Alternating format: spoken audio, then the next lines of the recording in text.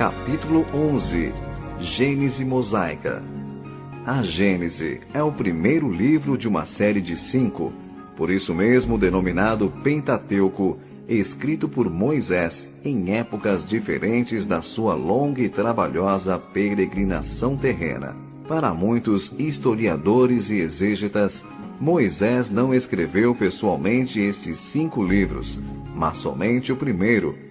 Seus ensinamentos, segundo dizem, foram deturpados e acomodados pelo sacerdócio hebreu, segundo suas conveniências de dominação religiosa, exatamente como aconteceu e ainda acontece com os ensinamentos de Jesus. A Gênese trata da criação do mundo e dos primeiros acontecimentos, historia as primeiras gerações do povo hebreu e os fatos que com ele se deram até seu estabelecimento no Egito. Quanto aos demais, a saber, Êxodo, Levítico, Números e o Deuteronômio narram os episódios da libertação do cativeiro egípcio, das marchas e acontecimentos que a partir daí se deram até a chegada à terra de Canaã, como também da legislação, dos ritos, das regras de administração e do culto, que o grande enviado estabeleceu como norma e diretrizes para a vida social e religiosa desse povo. Por essas obras se vê que Moisés, além de sua elevada condição espiritual, era por todos os respeitos uma personalidade notável, admirável condutor de homens, digno da tarefa planetária que lhe foi atribuída pelo Senhor. Essas são as razões pelas quais a tradição mosaica merece toda a fé, principalmente no que se refere à autenticidade dos acontecimentos históricos ou iniciáticos que revela. Entretanto, é necessário dizer que o Gênese possui, também, contraditores no que se refere à sua autoria, pois que, segundo uns, ao escrevê-lo, o profeta valeu-se de tradições correntes entre outros povos orientais, como caldeus, persas e hindus, já existentes muito antes da época em que ele mesmo viveu. Segundo outros, o profeta não copiou propriamente essas tradições, mas foram elas introduzidas no livro em épocas diferentes, conforme ia evoluindo entre os próprios hebreus a concepção que faziam da divindade criadora, concepção essa que, cronologicamente, passou de eloísta, muitos deuses, para javista, mais de um deus, e desta para jeovista, um só Deus. Realmente, há muitas semelhanças em algumas dessas tradições, mormente no que se refere, por exemplo, ao dilúvio asiático, à criação do primeiro casal humano, etc. Também não há dúvida que as interrupções, mudanças de estilo e as repetições observadas nos capítulos 7º e 8º dão fundamento a essa suposição de duplicidade de autores. Vejam-se, por exemplo, no capítulo 7 do Gênese, as repetições dos versículos 6 e 11, 7 e 13, 12 e 17, 21 e 23, e no capítulo 8º, versículos 13 e 5. Capítulo 7. E era Noé da idade de 600 anos, quando o dilúvio das águas veio sobre a terra. 11. No ano 600 da vida de Noé, no mês segundo, as janelas do céu se abriram. 7. E entrou Noé e seus filhos, e sua mulher e as mulheres de seus filhos, com ele na arca. 13. E no mesmo dia entrou Noé e Sem e Cã e Jafé, os filhos de Noé, como também a mulher de Noé e as 3 mulheres de seus filhos com ele na arca. 12. E houve chuva sobre a terra 40 dias e 40 noites. 17. E esteve o dilúvio 40 dias sobre a terra, e cresceram as águas. 21. E expirou toda a carne que se movia sobre a terra, tanto de ave como de gado, e de feras e de todo réptil que se roja sobre a terra e todo o homem. 23. Assim foi desfeita toda a substância que havia sobre a face da terra, desde o homem até o animal, até o réptil, e até as aves do céu. Capítulo 8. 3. E as águas tornaram de sobre a terra continuamente, e ao cabo de 150 dias minguaram. 5. E foram as águas indo e minguando até o 10º mês.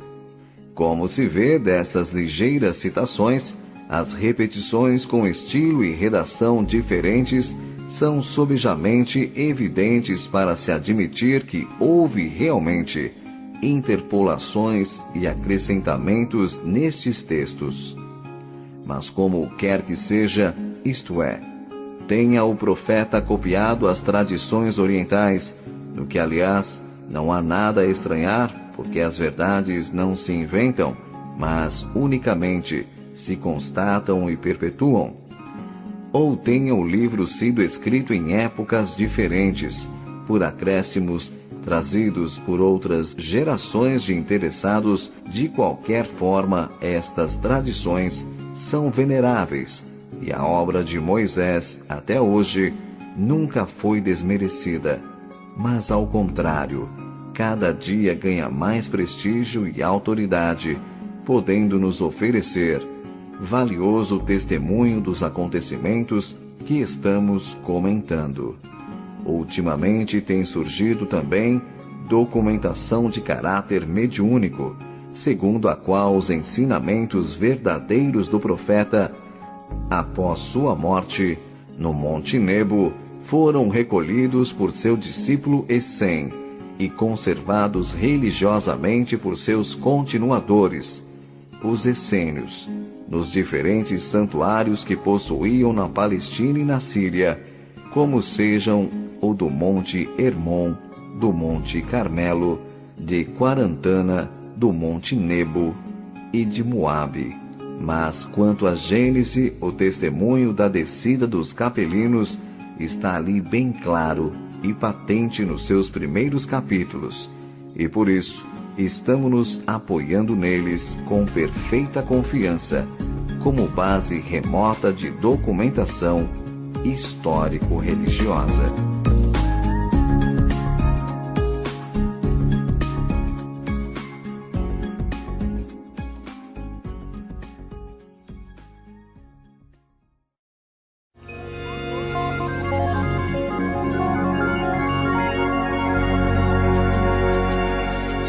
Capítulo 12.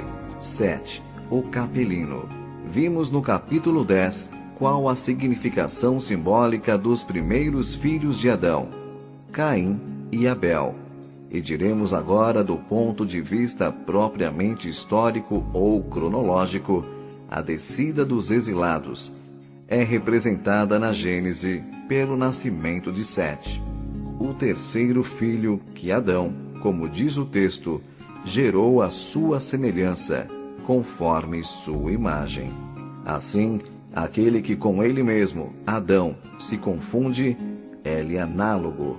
Se Adão, no símbolo, representa o acontecimento da descida, a queda das legiões de emigrados, e os dois primeiros filhos, o caráter dessas legiões, Sete, no tempo, representa a época do acontecimento, época essa que no próprio texto está bem definida, com o seguinte esclarecimento: os homens então começaram a evocar o nome do Senhor.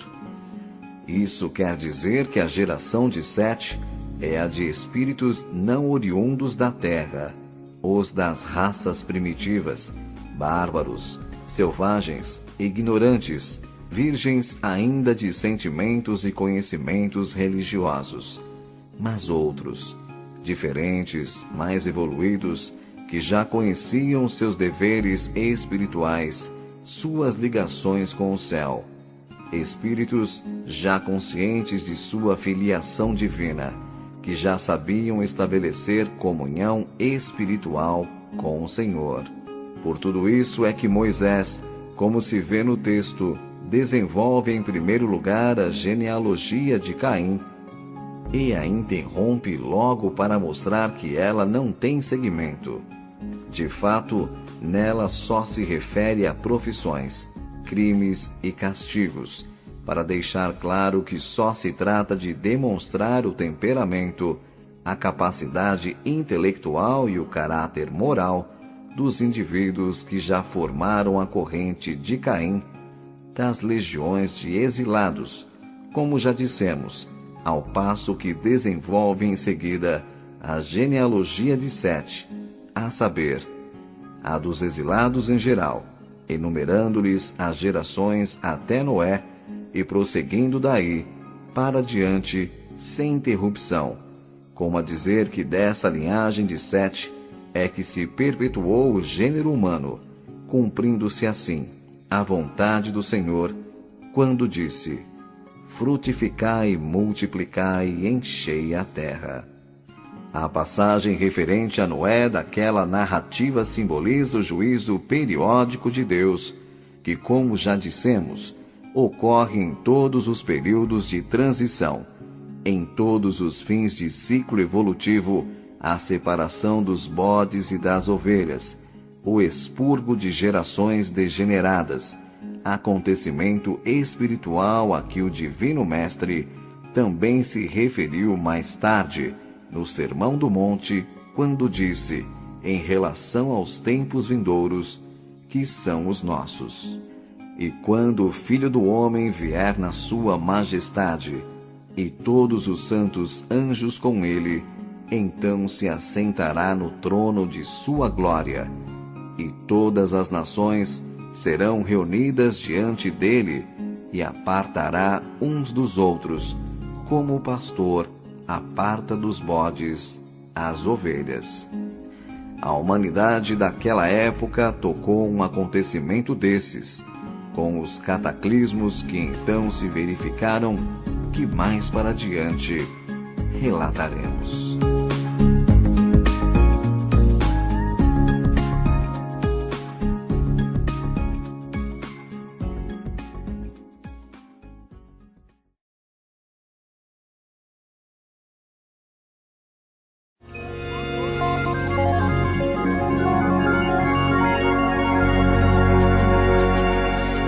Capítulo 13. Da descida à corrupção.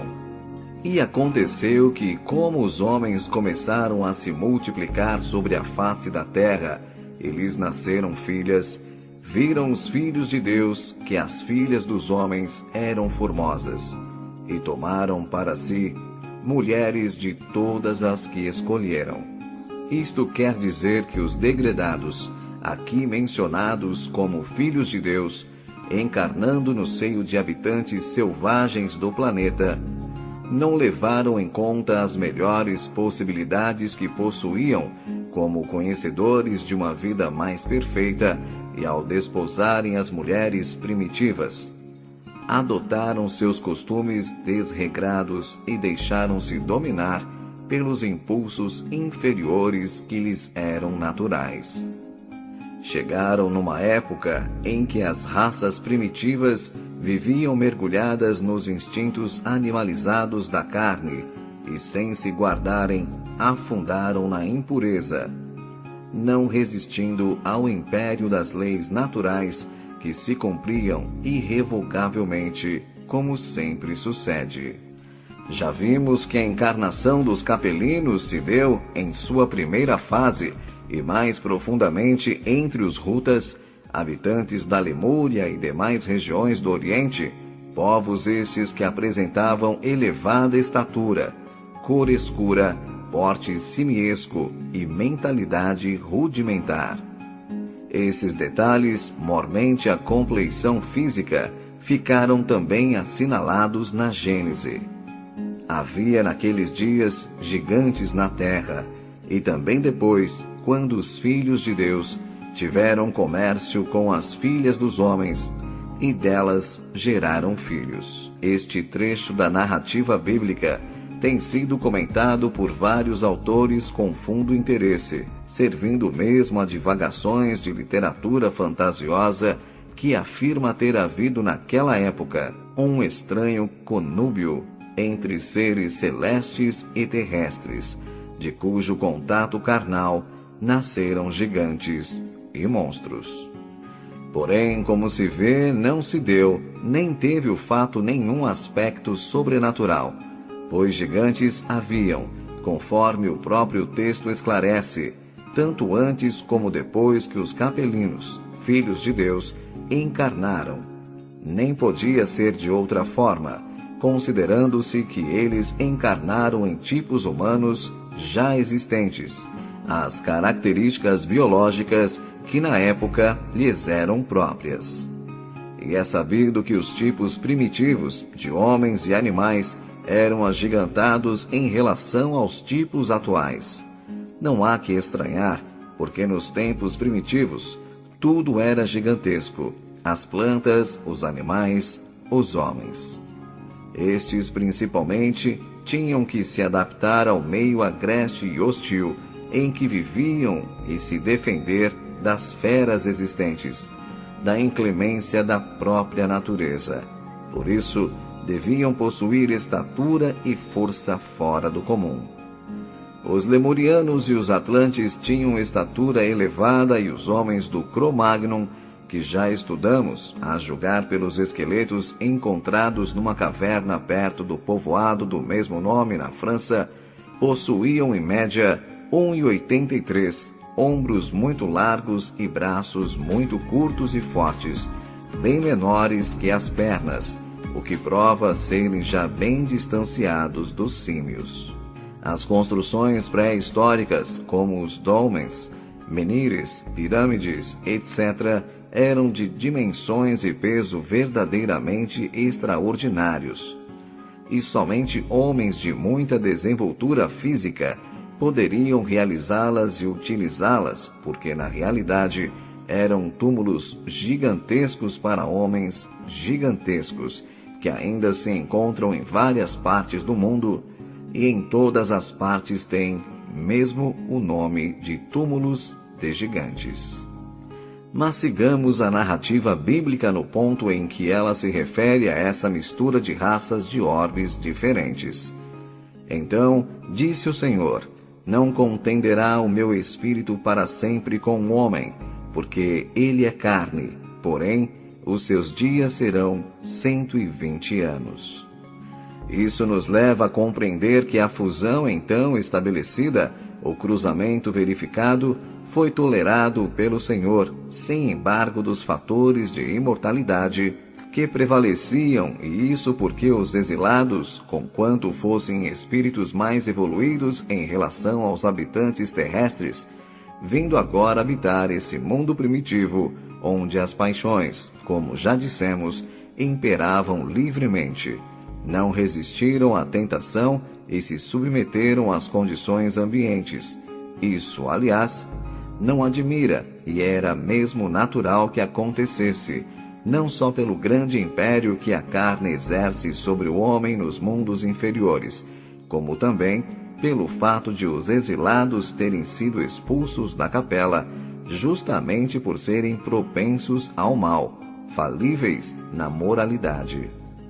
Entretanto, mesmo tolerando, a justiça divina lhes criava limitações, restrições.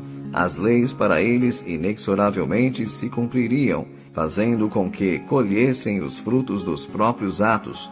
Suas vidas seriam mais curtas, seus corpos físicos definhariam, como quaisquer outros que abusem das paixões, e seriam pasto de moléstias dizimadoras. Veja-se na própria Bíblia que para as primeiras gerações de homens após Sete, tempo da descida, e até Noé, dilúvio asiático, considerável é o número de anos atribuídos à existência humana, enquanto a delimitação de 120 anos estabelecida para os descendentes dos homens da corrupção representa uma diminuição considerável, de quase 2/3. Isso do ponto de vista físico, porque, quanto à moral, as consequências foram tremendas e lamentáveis. Com o correr do tempo, uma corrupção geral se alastrou e generalizou-se de tal forma que provocou punições imediatas. É quando a narrativa bíblica diz: "E viu o Senhor que a maldade do homem se multiplicara sobre a terra, e que toda a imaginação dos pensamentos do seu coração era má continuamente." E mais adiante, a terra estava corrompida diante da face do Senhor. Encheu-se a terra de violência, porque toda a carne havia corrompido, e o seu caminho sobre a terra. Assim, pois, a experiência punitiva dos capelinos, do ponto de vista moral, malograra, porque eles, ao invés de sanear o ambiente planetário, elevando-o a níveis mais altos, de acordo com o maior entendimento espiritual que possuíam, ao contrário, concorreram para generalizar as paixões inferiores, saturando o mundo de maldade e com a agravante de arrastarem na corrupção os infelizes habitantes primitivos, ingênuos e ignorantes, cuja tutela e aperfeiçoamento lhes couberam como tarefa redentora. E então, havendo-se esgotado a tolerância divina, segundo as leis universais da justiça, sobrevieram as medidas reparadoras para que a terra fosse purificada e os espíritos culposos recolhessem, em suas próprias consciências, os dolorosos frutos de seus desvarios.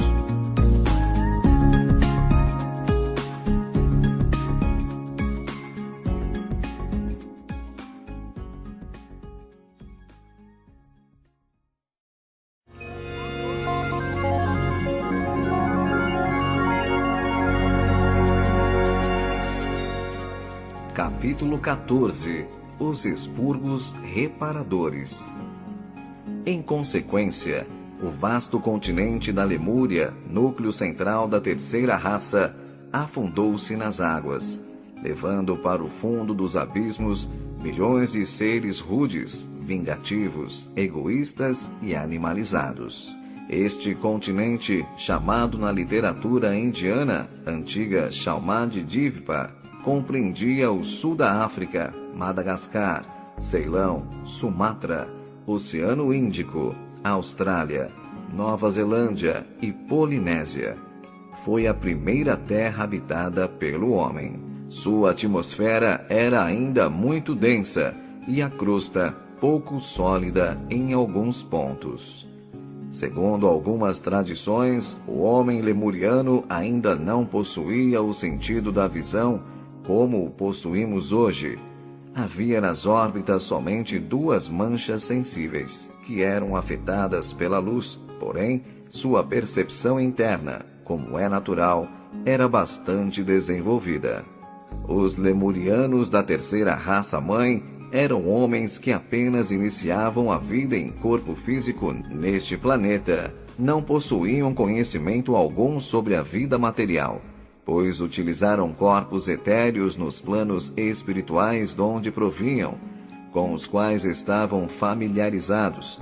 Desta forma, suas preocupações eram todas dirigidas para esta nova condição de vida, desconhecida e altamente objetiva. Em suas escolas primárias, os instrutores desencarnados que os orientavam se referiam às forças cósmicas que regem o globo e fortemente os cativavam e surpreendiam por serem forças de um astro ainda em fase de consolidação e cuja vida, portanto, era inóspita, perigosa. Ensinavam também sobre fatos referentes à natureza física, às artes e ao desenvolvimento da vontade, da imaginação, da memória, por serem faculdades que desconheciam. A maior parte da população vivia em condições primitivas, análogas às dos animais, e as formas físicas que acabavam de incorporar facilmente degeneraram para a selvageria, muito mais rude e impiedosa que esta que ainda hoje presenciamos aqui na Terra, junto às tribos primitivas de algumas regiões da Ásia, da Austrália e das ilhas do Pacífico Sul. A Lemúria desapareceu 700 mil anos antes do alvorecer da Idade Terciária.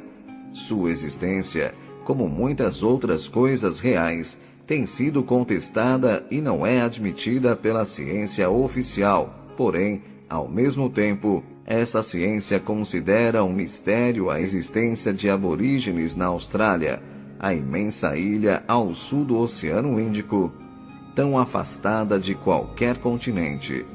Esses aborígenes são até hoje inassimiláveis ante a civilização, extremamente primitivos e de cor escura, como os próprios seres que habitavam a antiga Lemúria.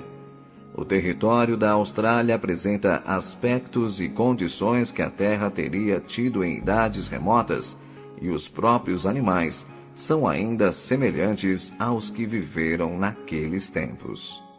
Mas assim como sucede em relação à Atlântida, a ciência, aos poucos, vai se aproximando dos fatos e aceitando as revelações e as tradições do mundo espiritual, sobre as quais nenhuma dúvida deve persistir a respeito desses fatos. Com este cataclismo, grandes alterações se produziram na crosta terrestre. Primeiro, completou-se o levantamento da Ásia. Segundo, as águas existentes a oeste desse continente refluíram para o norte e para o sul, e em seu lugar se suspenderam novas terras, formando a Europa, B, a Ásia Menor, C, a África em sua parte superior. Ao centro e norte desta última região, formou-se um imenso lago que os antigos denominaram Tritônio, que mais tarde, como veremos adiante, foi substituído por desertos. Desse cataclismo, todavia, milhares de rutas se salvaram, ganhando as partes altas das montanhas que ficaram sobre as águas e passaram então a formar inumeráveis ilhas no Oceano Índico e no Pacífico, as quais ainda hoje permanecem, como também atingiram as costas meridionais da Ásia, que se levantaram das águas, e cujo território se lhes abria à frente, acolhedoramente, como também sucedeu em relação à atual Austrália. Nessas novas regiões, os sobreviventes se estabeleceram e se reproduziram, formando povos semi-selvagens, que mais tarde, com o suceder dos tempos, foram dominados pelos árias, os homens da quinta raça, quando estes invadiram a Pérsia e a Índia, vindos do Ocidente. Os descendentes desses sobreviventes rutas, mais tarde na Índia, no regime de castas instituído pelo brahmanismo, constituíram a classe dos Sudras, os nascidos dos pés de Brahma, parte dos quais veio a formar a casta desprezada dos párias, ainda hoje existente. Outra leva de sobreviventes desse cataclismo ganhou as costas norte-africanas, emergidas das águas, passando aí a constituir vários povos, negros de pele, luz e dia, também até hoje existentes. Após esses tremendos e dolorosos acontecimentos, os prepostos do Senhor ultimaram novas experiências de cruzamentos humanos no Oriente, a fim de estabelecer novos tipos de transição para a formação de raças mais aperfeiçoadas, utilizando-se de novas gerações de emigrados que continuaram a encarnar nessas regiões. Como diz Emmanuel, com o auxílio desses espíritos degredados naquelas eras remotíssimas, as falanges do Cristo operavam ainda as últimas experiências sobre os fluidos renovadores da vida, aperfeiçoando os caracteres biológicos das raças humanas. Formaram-se assim no plano do Pamir, no centro da Ásia, os núcleos desses novos tipos que em seguida foram sendo impelidos para o sul, descendo através da Pérsia, da Caldeia e Palestina, de onde alcançaram em seguida o Egito. E por todos estes lugares foram estabelecendo bases avançadas de novas civilizações e novas raças humanas. Sobre eles, diziam que eram deuses as inscrições cuneiformes babilônicas já citadas, pois realmente, em relação aos demais tipos existentes, mereciam tal designação.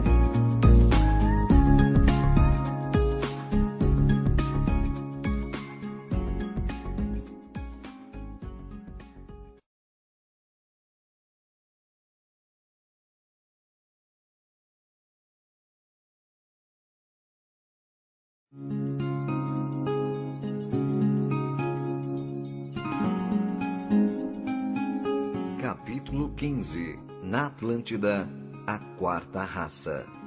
Extinta dessa forma, em sua grande massa, a terceira raça habitante do Oriente, levantou-se então no Ocidente o campo da nova civilização terrestre, com o incremento das encarnações dos exilados na grande Atlântida, o habitat da quarta raça, onde prepostos do Cristo já haviam, antecipadamente, preparado o terreno para esses novos surtos de vida planetária.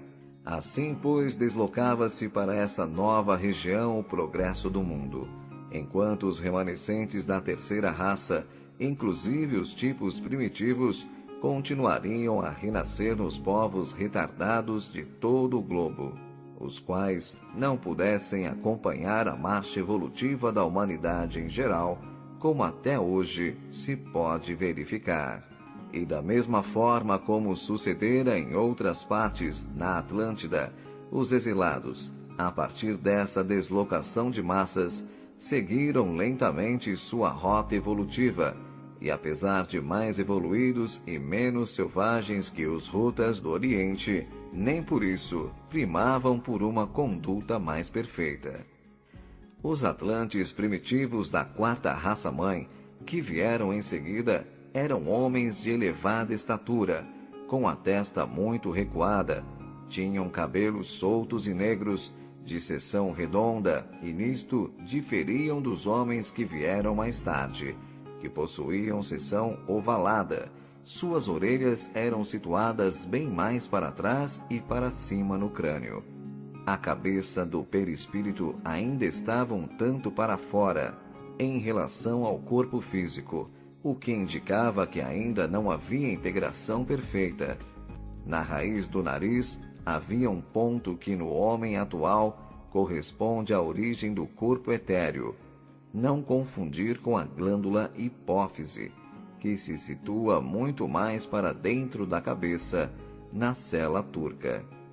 Esse ponto dos atlantes, separado como nos animais, nos homens atuais coincide no etéreo e no denso, perfeitamente integrados no conjunto psicofísico, e essa separação dava aos atlantes uma capacidade singular de penetração nos mundos etéreos, e permitiu que desenvolvessem amplos poderes psíquicos que, por fim, degeneraram e levaram à destruição do continente. Nos atlantes dos últimos tempos, entretanto, quando habitavam a Poseidônia, após os afundamentos anteriores, esses dois pontos já se haviam aproximado, dando a eles plena visão física e desenvolvimento dos sentidos. Nesse continente, a primeira sub-raça, Homahaus, possuía pouca percepção e pequeno desenvolvimento de sentimentos em geral, mas grandes possibilidades de distinguir e dar nome às coisas que viam e, ao mesmo tempo, agir sobre elas. Foi a sub-raça que desenvolveu os rudimentos da linguagem e da memória, conhecimentos anteriormente esboçados e interrompidos na Lemúria por causa do afundamento desse continente, pelo mesmo motivo da degradação moral. Das outras sub-raças, os Travelates desenvolveram a personalidade e o sentido da realeza e adoravam seus antepassados, chefes e dirigentes.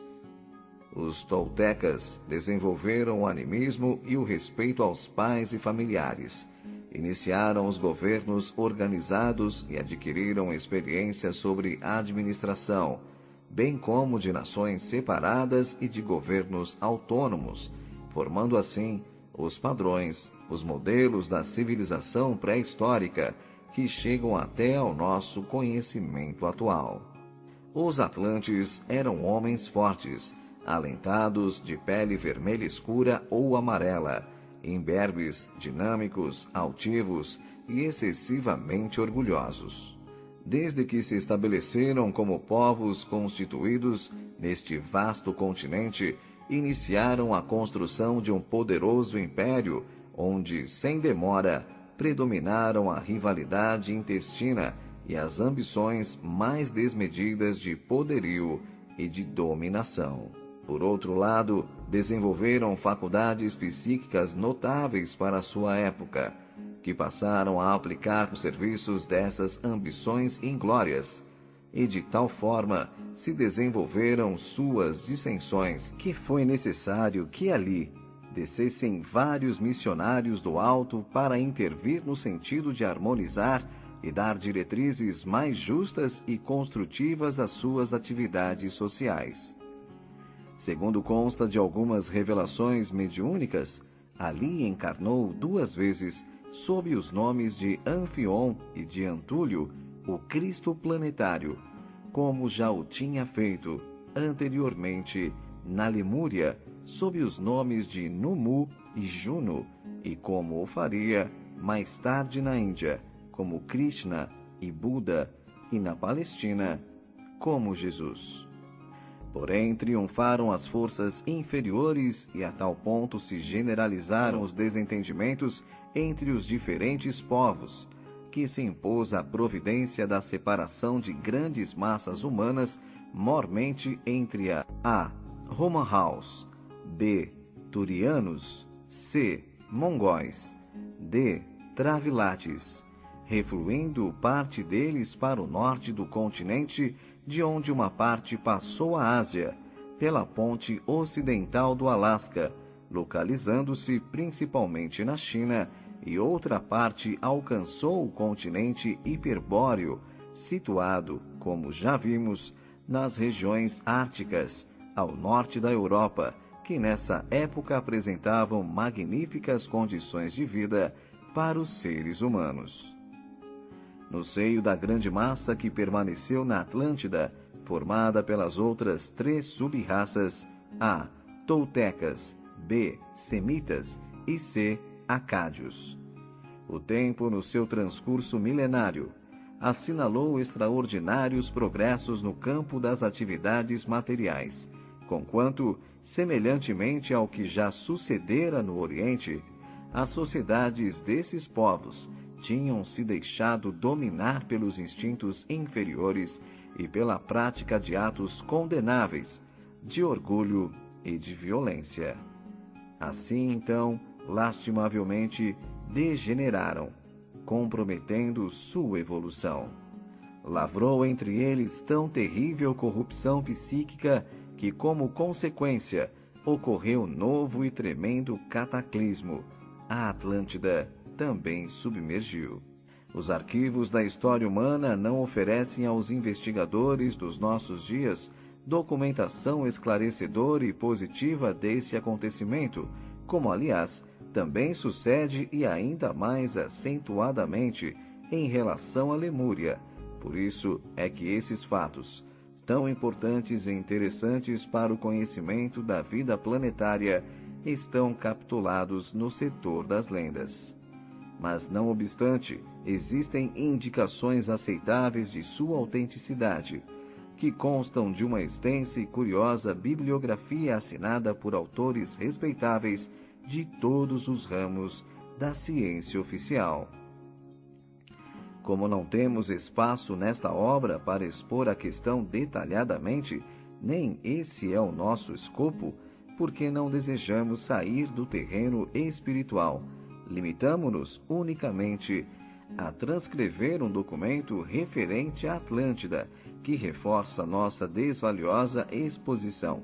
É o manuscrito denominado O Troiano, descoberto em escavações arqueológicas do país dos toltecas, ao sul do México, e que se conserva, segundo sabemos, no British Museum de Londres. Ele diz: no ano 6 de Can, em 11 Muluk, no mês de Zac, terríveis tremores de terra se produziram e continuaram sem interrupção até o dia 13 de Shuen. A região das colinas de argilas, o país de Mu, foi sacrificado. Depois de sacudido por 2 vezes, desapareceu subitamente durante a noite. O solo, continuamente influenciado por forças vulcânicas, subia e descia em vários lugares, até que cedeu. As regiões foram então separadas umas das outras e depois dispersas. Não tendo podido resistir às suas terríveis convulsões, elas afundaram, arrastando 64 milhões de habitantes. Isto passou-se 8.060 anos antes da composição deste livro. O Codex Tolteca Tira, Livro das Migrações, menciona, entre outras, as migrações de 8 tribos, que alcançaram as praias do Pacífico, vindas de uma terra situada a leste, chamada Aztlán. As lendas mexicanas falam de uma terrível catástrofe, de uma inundação tremenda que obrigou as tribos Nahoa e Quinché a emigrarem para o extremo sudoeste. Nos velhos desenhos mexicanos, a misteriosa pátria de origem dos toltecas e astecas, a terra Aztlán, está representada por uma ilha montanhosa e uma dessas montanhas está cercada por uma muralha e um canal. Os índios peles vermelhas do Dakota, nos Estados Unidos, guardam uma lenda, segundo a qual seus antepassados habitavam uma ilha no Oriente, formando uma só nação, e dali vieram, por mar, para a América. Na Venezuela, Peru e outros lugares encontram-se índios brancos de olhos azuis, cabelos castanhos, e os Varsan, tribo Arovac, afirmam que seus antepassados moravam em um paraíso terrestre no Oriente.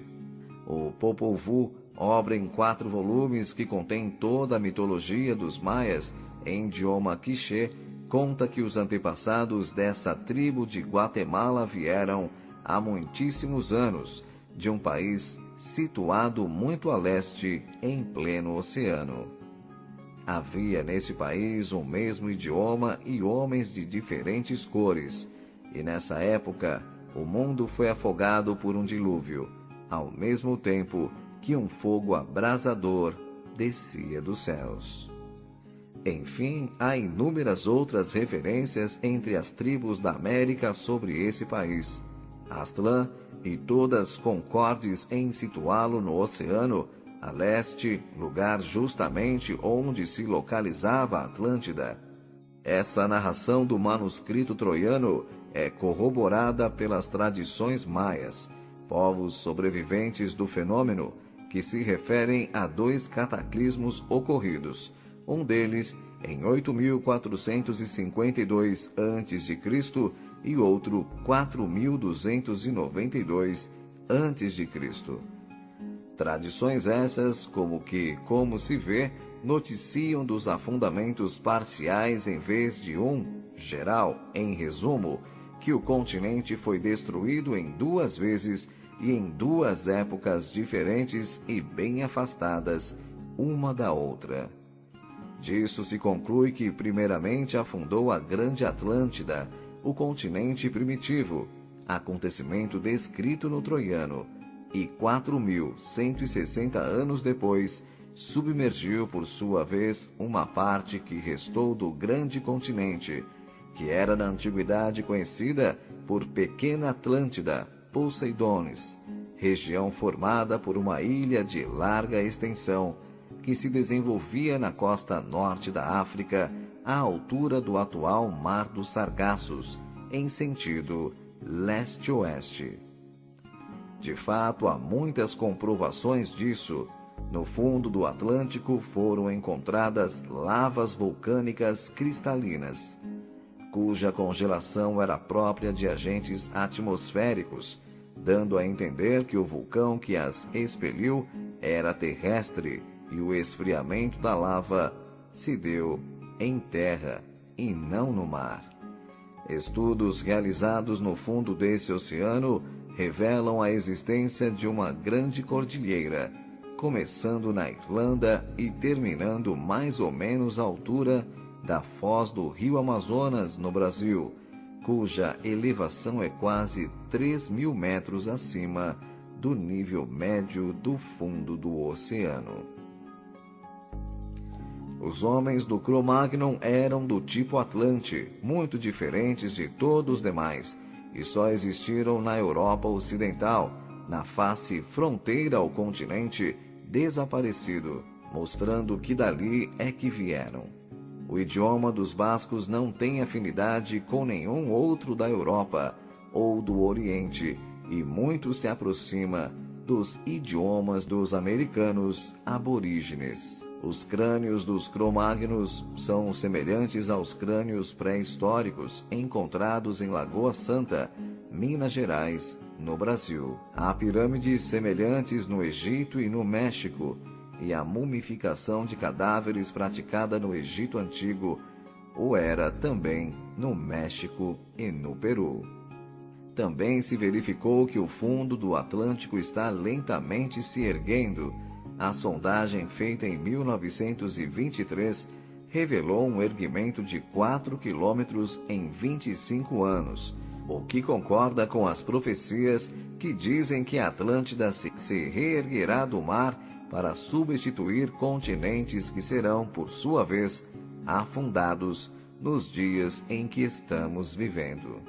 Enfim, uma infinidade de indícios e circunstâncias asseveram firmemente a existência deste grande continente, onde viveu a quarta raça, entre a Europa e a América. Estes dados, quanto às datas, não podem ser confirmados historicamente, porém, segundo a tradição espiritual, entre o afundamento da Lemúria e da Grande Atlântida, houve um espaço de 700.000 anos. O ciclo Atlante foi o termo extremo da materialidade do Manvantara, cujo arco descendente se completou sob a quarta sub-raça. A terra firme parece ter chegado por esses tempos ao seu máximo de extensão, ostentando-se em vários continentes e uma infinidade de ilhas. Ultimou-se o desenvolvimento das faculdades físicas do gênero humano, ao passo que o característico psicológico foi o desejo, cujo império entregou o homem de pés e mãos atados ao gênio do mal. A peçonha e o saber do sangue estabeleceram então o seu reinado. Os atlantes possuíam um profundo conhecimento das leis da natureza, mormente das que governam os três elementos, terra, água e ar. Eram também senhores de muitos segredos da metalurgia. As suas cidades eram ricas em ouro e alguns de seus palácios eram feitos desse metal. Suas sub-raças espalharam-se por todos os países do mundo de então. Cultivavam a magia negra e utilizavam-se grandemente dos elementais e de outros seres do submundo. O apogeu da civilização atlante teve a duração de 70.000 anos e exerceu profunda influência na história e na religião de todos os povos pré-históricos que habitaram o Mediterrâneo e o Oriente Próximo. Como as anteriores, esta raça-mãe teve, como já vimos, 7 sub-raças. As 4 primeiras habitaram o continente até sua submersão, e as 3 últimas habitaram a grande ilha Poseidones. Os chineses, mongóis em geral, inclusive os javaneses, são na Ásia os remanescentes desses povos no seu período de natural decadência etnográfica, diz o Mahatma no Imavati.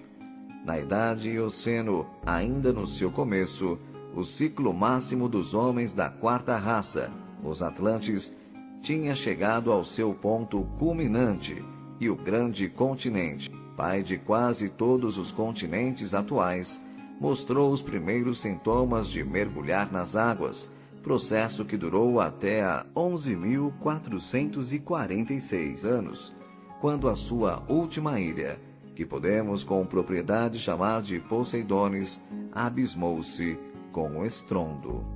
Não se pode confundir Lemúria com Atlântida. Ambos os continentes sussobraram, mas o período decorrido entre as duas catástrofes foi cerca de 700 mil anos. Floresceu a Lemúria e terminou a sua carreira no espaço de tempo que antecedeu a madrugada da Idade Eoceno, pois a sua raça foi a terceira. Contemplai as relíquias dessa nação, outrora tão grandiosa, em alguns dos aborígenes de cabeça chata que habitam a vossa Austrália. Lembrai-vos de que por baixo dos continentes explorados e escavados pelos cientistas, em cujas entranhas descobriram a Idade Eoceno, obrigando-a a entregar os seus segredos, podem jazer ocultos nos leitos oceânicos insondáveis outros continentes muito mais antigos.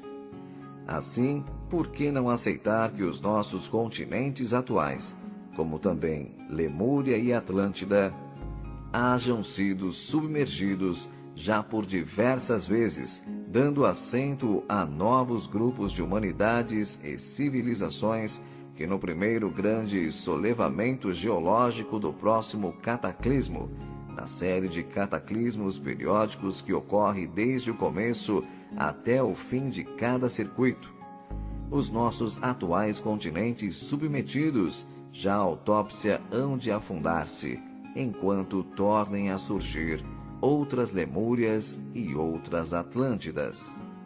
Assim como aconteceu antes com a Lemúria, o afundamento da Atlântida trouxe para a geografia do globo novas e importantes modificações na distribuição das terras e das águas, a saber, com o afundamento da Grande Atlântida, sobrelevou-se o território da futura América, que se rematou ao ocidente, no centro e no sul com a Cordilheira dos Andes. B. Completou-se o contorno desse continente na parte oriental. C. Permaneceram sobre as águas do oceano que então se formou, e conserva o mesmo nome do continente submergido, o Atlântico.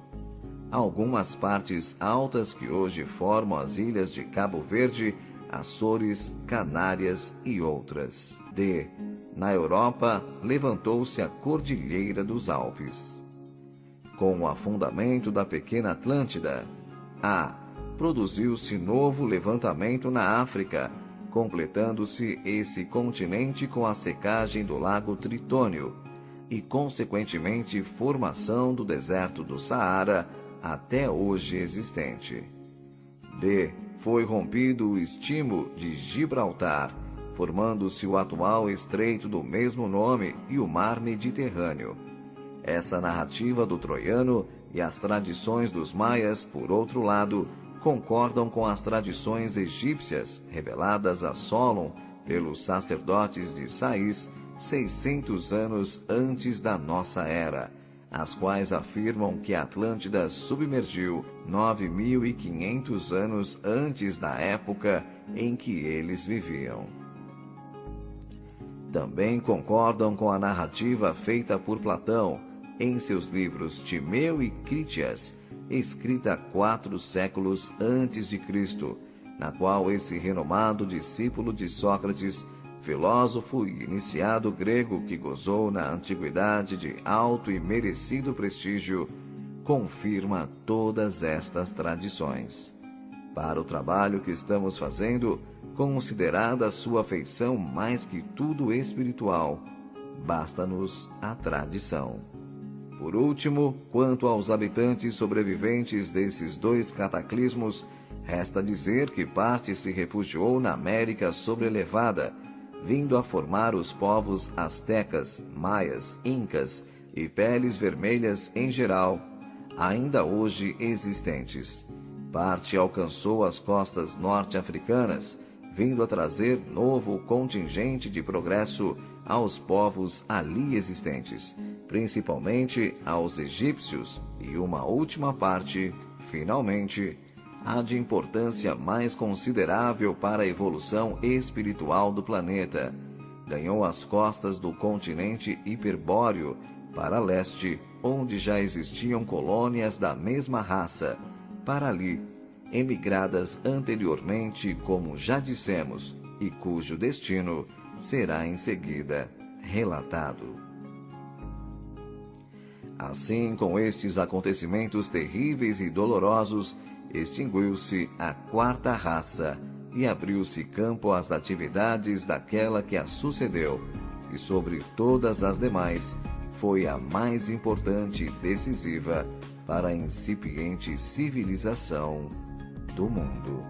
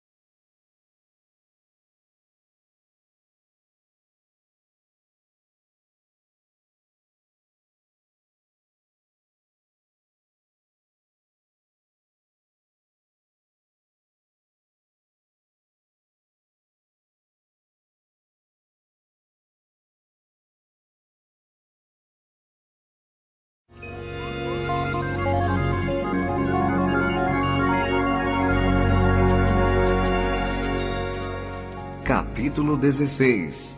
A quinta raça. Com a chegada dos remanescentes da Atlântida, os povos hiperbóreos ganharam forte impulso civilizador. E após várias transformações operadas no seu tipo fundamental biológico, por efeito do clima, dos costumes e dos cruzamentos com os tipos base, já previamente selecionados pelos auxiliares do Cristo, conseguiram estabelecer os elementos etnográficos essenciais e definitivos do homem branco, de estatura elegante e magnífica, cabelos ruivos, olhos azuis, rosto de feições delicadas. Nessa época, como tantas vezes sucedera no globo anteriormente, esse continente começou a sofrer um processo de intenso resfriamento que tornou toda a região inóspita, hostil à vida humana. Por essa razão, os hiperbóreos foram obrigados a emigrar em massa e quase repentinamente para o sul, invadindo o centro do Planalto Europeu, onde se procuraram estabelecer. Eis como E. Escher, o inspirado autor de tantas e tão belas obras de fundo espiritualista, descreve esse êxodo. Se o sol da África incubou a raça negra, direi que os gelos do Polo Ártico virão a eclosão da raça branca. Estes são os hiperbóreos dos quais fala a mitologia grega.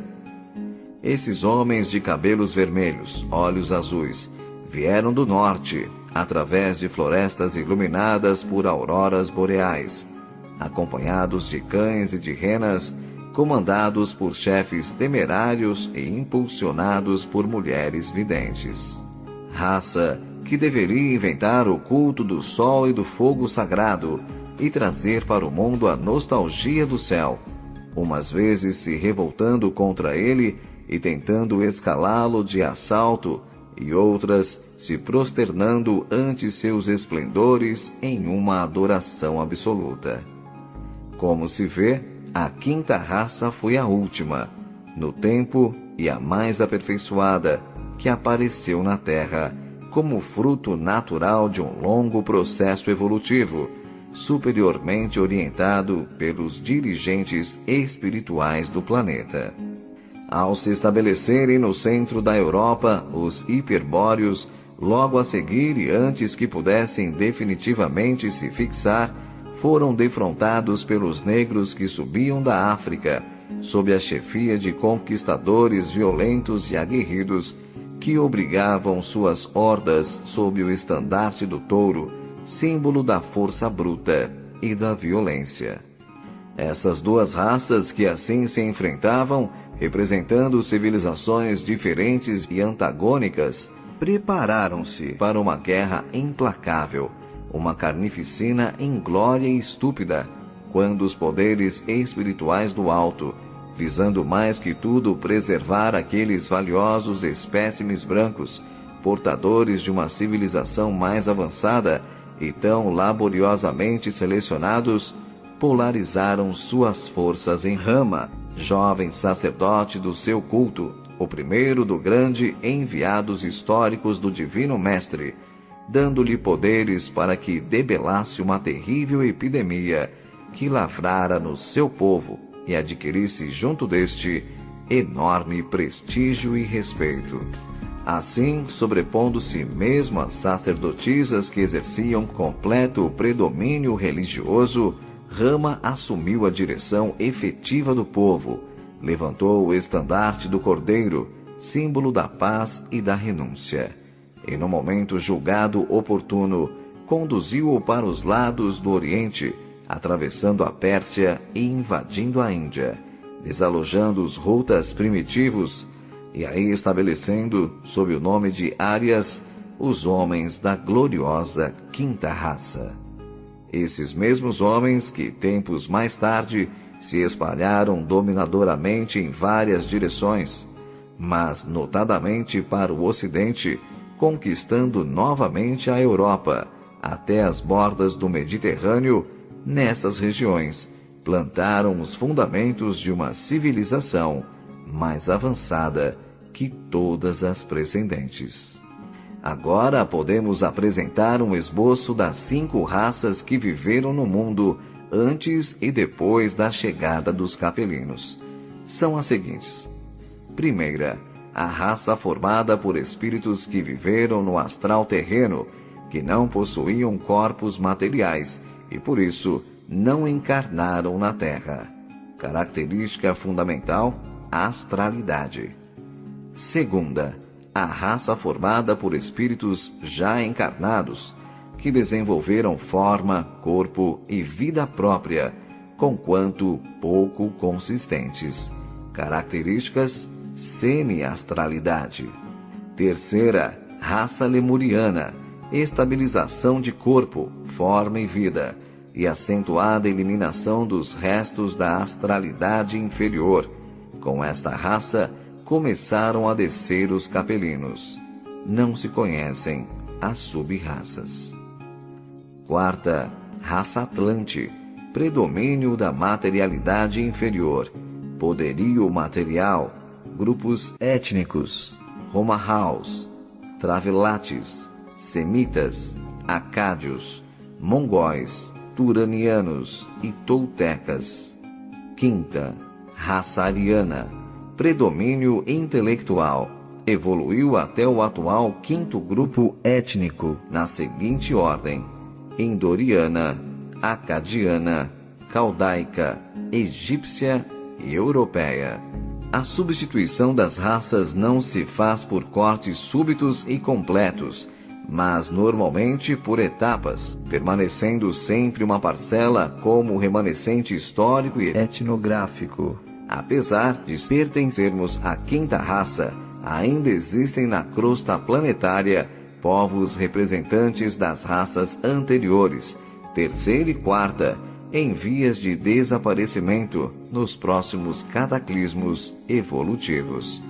Ao grande ciclo ariano, a 5ª raça, na evolução humana compete o desenvolvimento intelectual, e as raças seguintes, o da intuição e da sabedoria.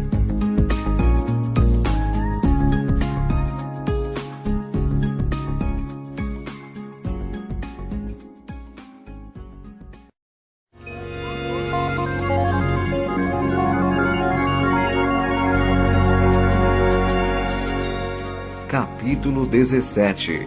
O dilúvio bíblico. Relatados assim os dois cataclismos anteriores e os acontecimentos que lhes seguiram até o estabelecimento dos Árias nas Índias, resta-nos agora descrever o dilúvio asiático, que é aquele que a Gênese se refere, que foi o último ato do grande expurgo saneador da terra, naquelas épocas heróicas que estamos descrevendo. Eis como Moisés relata o pavoroso evento. E esteve o dilúvio 40 dias sobre a terra, e todos os altos montes que haviam debaixo de todo o céu foram cobertos.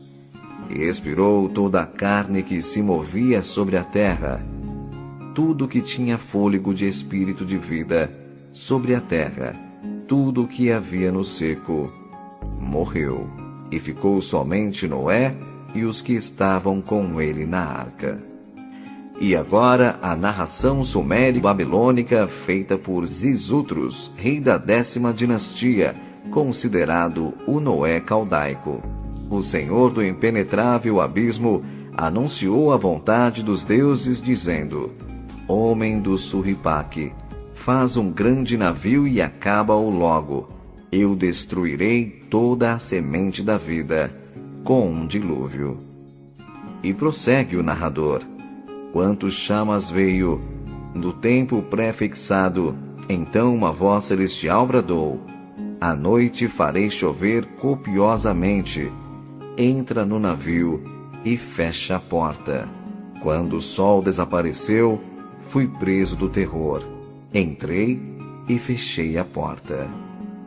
Durante 6 dias e 6 noites, o vento soprou e as águas do dilúvio submergiram a terra. Cheio de dor, contemplei então o mar. A humanidade em lodo se convertera, e como caniços, os cadáveres boiavam.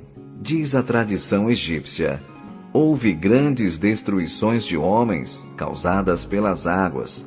Os deuses, querendo expurgar a terra, submergiram-na. E a tradição persa acrescenta: a luz do Ised da chuva brilhou na água durante 30 dias e 30 noites. E ele mandou chuva sobre cada corpo por espaço de 10 dias. A terra foi coberta de água até a altura de um homem. Depois, toda aquela água foi outra vez encerrada. E os códigos esotéricos hindus narram o seguinte: o dia de Brahma não estava ainda terminado, quando se levantou a cólera do varão celeste, dizendo: Por que, transformando minha substância, criei o éter, transformando o éter, criei o ar, transformando a luz, criei a água, e transformando a água, criei a matéria. Por que projetei na matéria o germe universal do qual saíram todas as criaturas animadas? E eis que os animais se devoram entre si, que o homem luta contra seu irmão, desconhece minha presença e outra coisa não faz que destruir minha obra, que por toda parte o mal triunfa do bem. Sem atender à eclosão das idades, estenderei a noite sobre o universo e reentrarei no meu repouso. Farei reentrarem as criaturas na matéria, a matéria na água, a água na luz, a luz no ar, o ar no éter, e este na minha própria substância. A água da qual saíram as criaturas animadas destruirá as criaturas animadas. Mas continua a narração. Vishnu, ouvindo estas palavras, dirigiu-se a Brahma e pediu-lhe que permitisse a ele mesmo intervir pessoalmente para que os homens não fossem todos destruídos e pudessem se tornar melhores futuramente. Obtida a concessão, Vishnu ordena ao santo varão Vaisvasvata que construa um grande navio, entre nele com sua família e outros espécimes de seres vivos, para que assim possa ser preservada na terra a semente da vida.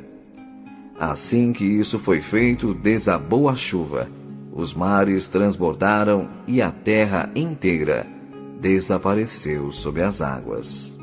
E continuando, encontramos entre os tibetanos a mesma recordação histórica de um dilúvio havido em tempos remotos, o mesmo sucedendo com os tártaros, cujas tradições dizem que uma voz tinha anunciado o dilúvio. Rebentou a trovoada e as águas, caindo sempre dos céus, arrastaram imundícies para o oceano, purificando a morada dos homens. E finalmente o acontecimento é contado pelos chineses da seguinte forma: quando a grande inundação se elevou até o céu, cercou as montanhas, cobriu todos os altos, e os povos, perturbados, pereceram nas águas. Por estes relatos diferentes, se verifica que todos os povos do Oriente conheciam o fato e se referiam a um dilúvio ocorrido nesta vasta região que vai das bordas do Mediterrâneo, na Ásia Menor, ao centro-norte do continente asiático. Em alguns desses relatos, as semelhanças são flagrantes e dão a entender que ou o conhecimento veio, promanando de uma mesma fonte informativa, ou realmente ocorreu, atingindo toda essa região e deixando na consciência coletiva dos diferentes povos que a habitavam a recordação histórica, para logo ser transformada em tradição religiosa. Por outro lado, há vários contestadores da veracidade do acontecimento, que se valem de diferentes argumentos, entre os quais este de que chuvas, por mais copiosas e prolongadas que fossem, não bastariam para inundar a terra em tão extensa proporção, cobrindo altos montes, como diz Moisés, ou elevando-se até o céu, como diz a tradição chinesa. Atenta-se, porém, para o fato de que o estilo oriental de narrativas é sempre hiperbólico, como também note-se que os testemunhos de alguns outros povos, como por exemplo o persa, não vão tão longe em tais detalhes, e os egípcios, que estão situados tão próximos da Palestina, são ainda mais discretos, afirmando unicamente que a terra foi submergida. Atentando para as narrativas hebraica, hindu e sumério-babilônica, parte das quais acabamos de transcrever, verifica-se que em todas, entre outras semelhanças, existe a mesma notícia de uma família que se salva das águas, enquanto todos os demais seres perecem.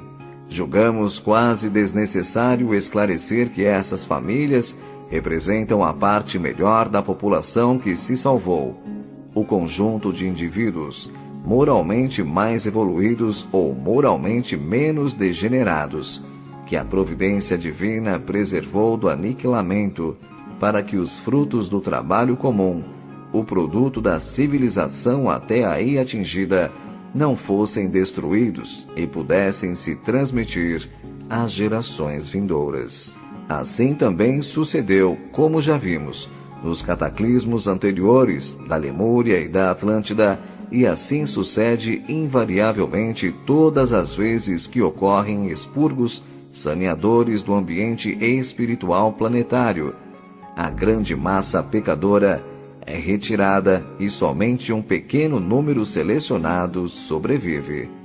Justamente como disse o Divino Mestre na sua pregação: são muitos os chamados, poucos os escolhidos. No que se refere às controvérsias já citadas, nada mais temos a dizer senão que a circunstância de estar o acontecimento do dilúvio registrado nos arquivos históricos de todos os povos referidos basta para provar sua autenticidade, como também para excluir a hipótese adotada por alguns historiadores de que essas narrativas se referem ao dilúvio universal, ou algum dos períodos glaciários a que atrás nos referimos. O dilúvio narrado na Bíblia representa a invasão da bacia do Mediterrâneo pelas águas do Oceano Atlântico, quando se rompeu o Istmo de Gibraltar com o afundamento da pequena Atlântida e seu cortejo de distúrbios meteorológicos. Com a descrição do dilúvio asiático e de acordo com a divisão que adotamos para a história do mundo, como consta no capítulo 3º, aqui fica encerrado o primeiro ciclo, o mais longo e difícil, para a evolução planetária, que abrange um período de mais de 500 bilhão de anos.